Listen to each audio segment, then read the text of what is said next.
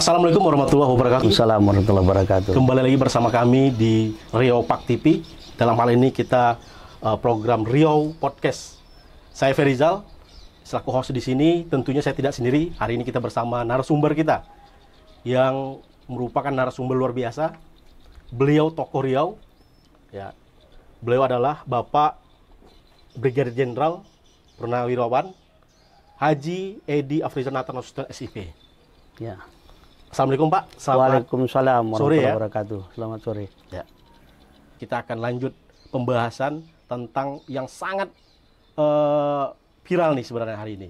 Karena gini Pak Edi, Ya. baru saja kita selesai nih perhelatan pelaksanaan pemilu. Ya. Udah ada keputusan di tanggal 20 Maret kemarin. Semua masyarakat kita sudah menerima tentunya. Ya. Siapapun yang terpilih itu bagian dari pilihan rakyat kita. Ya. Namun baru selesai pemilu muncul nih isu-isu politik tentang pilkada khususnya wilayah Riau. Ya. Dari kemarin kita dengar beberapa tokoh menjelaskan siapa sosok. Ada yang menyatakan kita krisis kepemimpinan nih untuk Riau. Ya. Siapa nih sosok yang layak memimpin? Ya. Salah satu sosok yang sering disebut oleh masyarakat kita munculnya nama Pak Edi Natar Nasution. Ya. Hari ini kita akan tanya langsung nih Ya. ke orangnya bagaimana kemungkinan besarnya untuk masuk sebagai salah satu bakal calon nih Ya. untuk Pilgubri di Provinsi Riau. Ya. Kita gimana Pak untuk ke depan? Apakah sudah mempersiapkan diri untuk maju lagi nih Pak? Ya. Baik, insya Allah. Jadi saya beberapa waktu belakangan ini juga banyak didatangi oleh rekan-rekan ya, masyarakat juga meminta untuk supaya bisa maju dalam percaturan pemilihan gubernur ke depan. Benar. Saya katakan kalau memang nanti ada permintaan masyarakat seperti itu tentu kita pertimbangkan. Ya. Saya dengan pengalaman kemarin mendampingi Pak Samsuar sebagai wakil gubernur hampir 5 tahun. 5 tahun. Kemudian menjelang akhir saya diberikan kesempatan menjabat sebagai gubernur. Ya, dengan pengalaman itu saya kira juga tidak ada salah kalau memang ke depan masyarakat ini menginginkan bahwa kita membangun Riau ini ke depan, tentu saya akan mempertimbangkan itu untuk bisa melakukannya, mengambil keputusan itu. Ya. Oke. Di akhir masa jabatan Bapak sebagai PJ Gubernur, tentu Bapak orang yang tertinggi nih di Provinsi Riau. Ya. Tentu Bapak sudah melihat nih sebenarnya apa sebenarnya persoalan yang ada di Riau, Ya. kebutuhan apa yang masyarakat kita inginkan ini Pak? Ya, pertama saya luruskan dulu, saya bukan PJ, saya gubernur definitif. Definitif ya Pak? Jadi Riau ini ada 13 gubernur definitif, Definitif. ya, termasuk saya. Ya. Yang lain ada yang PJ, ada yang PLT. Ya. Nah, sehingga dengan kondisi kemarin, saya melihat sebenarnya selama kemarin saya berada di pemerintahan, itu banyak hal-hal yang sebetulnya diharapkan masyarakat ini untuk bisa pembangunan di Riau ini bisa berjalan dengan lebih optimal lah, lebih maksimal. Nah, saya mencoba mempelajari selama mendampingi kemarin sebagai wakil gubernur, kemudian juga sebagai gubernur. Sebenarnya kalau kita mengacu kepada definisi kepemimpinan seorang gubernur, gubernur itu kan perpanjangan tangan pemerintah pusat yang ada di daerah. Di daerah. Nah, kalau kita mengacu kepada definisi itu sebenarnya berarti gubernur ini adalah mata dan telinga pemerintah pusat yang ada di daerah. Di daerah. Harapannya apa? Dia untuk bisa mendengar, dia untuk bisa melihat, sehingga bagaimana dia bisa bersama-sama mensinergikan itu dengan para kepala daerah, kabupaten, dan kota. Ya. Nah, ini yang sebenarnya menurut saya yang masih bisa dioptimalkan ke depan. Itulah kalau kemarin istilah saya gunakan itu sebenarnya membangun bersama. Ya. Jadi membangun bersama itu bagaimana seorang gubernur bersama-sama dengan kepala daerah, bupati, dan wali kota itu untuk bisa bersinergi. Sehingga pembangunan itu ke depan betul-betul lebih terarah kemana yang kita inginkan. Tidak terkesan bahwa masing-masing kabupaten itu berjalan sendiri-sendiri. Ya, benar. Nah, inilah yang harusnya ke depan yang harus dilakukan. Bagaimana supaya Riau ini membangun lebih efektif. Kalau ini dilakukan, saya yakin bisa. Saya mencoba beberapa waktu lalu mengajak rekan-rekan kepala daerah, bupati, wali kota untuk berkumpul di sini juga saya laksanakan. Alhamdulillah semua mereka hadir di tempat ini. Banyak hal yang kita bicarakan dan memang ada satu cara pandang kita yang selama ini mungkin terabaikan sehingga seakan-akan terkesan masing-masing itu berjalan sendiri-sendiri. Tetapi dengan pemahaman yang sama, ke depan, kalau ini bisa kita sinergikan dengan baik, saya punya keyakinan bahwa Riau itu akan bisa terbangun lebih bagus lagi. Lebih bagus lagi ya. Ya. Berarti udah sempat Pak ya di akhir jabatan Bapak sebagai gubernur definitif ya, bukan Ya. PJ sebenarnya. Bukan PJ.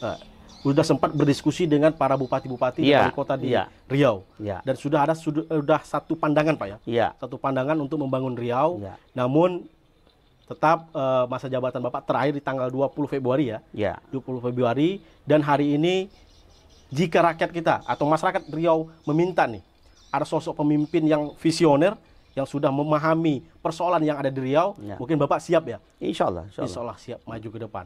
Berarti sosok pemimpin yang ke depan ini siap ya dengan segala tantangan. Karena kalau kita lihat ke depan ini tantangan-tantangan, udah mulai kita dengar persoalan krisis pangan hari ini.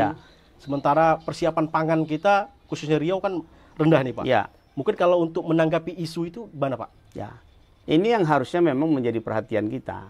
Kalau kita mau jujur, ya hari ini dengan jumlah masyarakat Riau sekitar 6,7 juta, ya kemampuan kita secara internal menyiapkan pangan daerah itu hanya kurang dari 25%. Kurang dari 25%. Jadi 75% lebih itu kita tergantung dari luar. Baik Sumbar, baik katakanlah dari Lampung, Sumut dan sebagainya. Harusnya kan ini tidak boleh. Benar Pak. Kenapa? Kita harus memperhatikan ini. Tidak mungkin kita ketergantungan terus. Jangankan kalau sampai terjadi krisis pangan Indonesia, putus saja jembatan ataupun jalan antara Riau Sumbar 3 hari, itu kita menjadi kesulitan. Kenapa? Ketergantungan kita tinggi. Itu baru dari sisi panganan utama, beras. Belum lagi seperti kita katakanlah daging sapi yang kita miliki. Kita dari jumlah kebutuhan kita, itu tidak lebih dari 28% cuma yang mampu kita sediakan. Penuhi, ya? Sementara itu kebutuhan itu setiap hari tidak bisa diabaikan.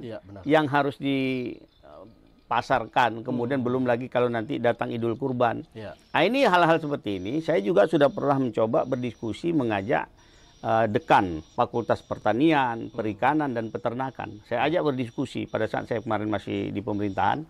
Kemudian juga saya ajak juga Ketua Asosiasi Peternak Kerbau dan Sapi. Bagaimana melihat kondisi ini. Banyak masukan-masukan yang harusnya bisa kita lakukan, kita sinergikan. Kalau memang kita ke depan ingin bersama-sama untuk memperbaiki bagaimana pangan yang ada di daerah kita ini. Dan itu yakin saya bisa. Kalau insya kita ajak duduk bersama-sama dengan para bupati, cara pandang kita sama, ini akan bisa kita lakukan. Minimal paling tidak dalam satu periode kepemimpinan gubernur itu bisa kita tingkatkan dari 25%. Kalau tadi katakanlah pangan utama kita minimal menjadi 50%. Sehingga kalau itu bisa kita tingkatkan secara bertahap ke depan, ini bisa memperbaiki kondisi yang ada.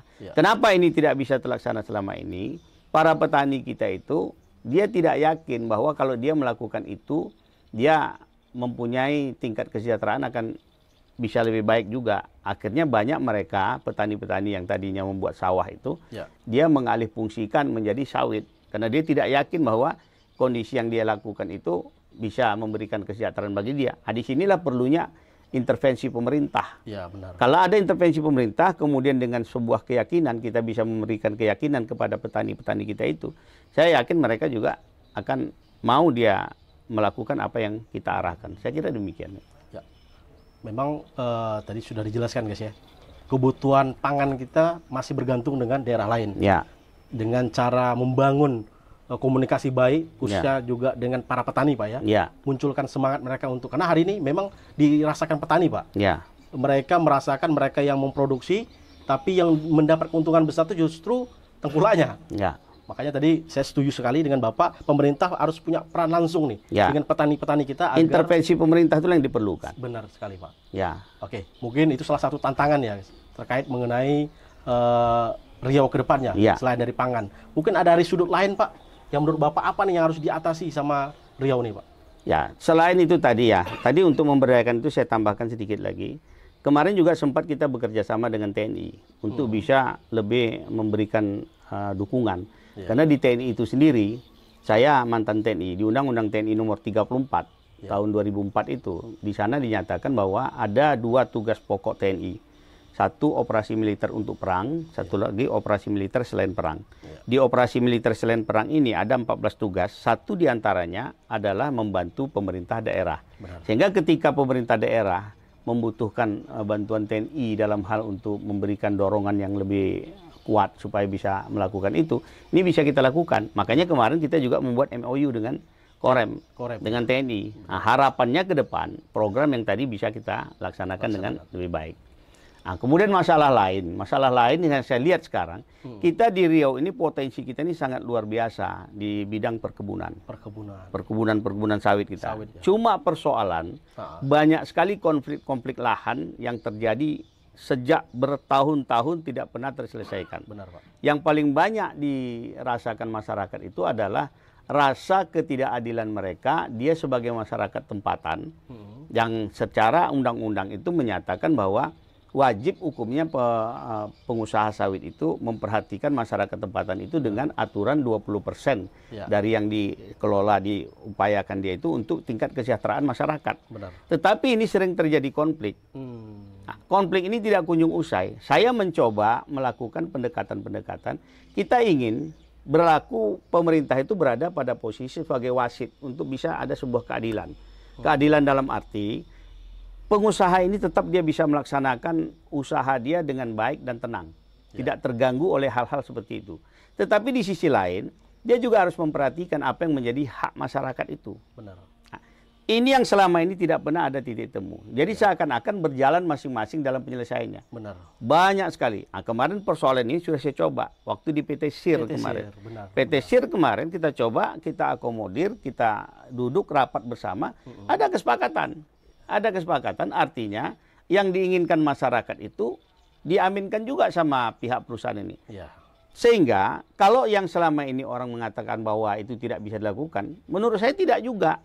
Faktanya bisa. Benar, benar. Nah, dan kasus-kasus seperti ini kan tidak satu, banyak. Ya, benar, Pak. Masyarakat-masyarakat ini. Ya, benar. Cuma kenapa selama ini tidak bisa terselesaikan dengan baik? Nah, saya berharap hal-hal yang seperti ini ke depan itu harusnya bisa kita lakukan. Kalau kita ajak bersama-sama pihak pengusaha ini dengan kesadaran yang baik, terbuka saja kita semua, termasuk masyarakat-masyarakat kita. Yakin saya kalau itu dilakukan, masyarakat ini dia akan merasa ikut memiliki perusahaan itu. Benar. Bahkan dia ikut menjaga bagaimana supaya perusahaan itu berjalan dengan baik juga di lingkungan dia. Benar. Karena mereka akan merasakan manfaat dari itu semua.